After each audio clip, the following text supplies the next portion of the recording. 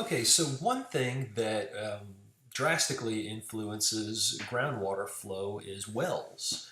And wells are simply holes that have been bored under the water table. And man, for one reason or another, is pulling water out of the water table for use, right? We already said how we use a ton of water for irrigation and a ton of water for flushing toilets.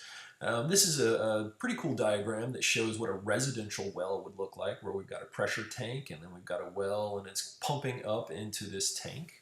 So this would not be a flowing artesian well. And then over to the side, we see some nuclear power plants. And these nuclear power plants are being cooled by water.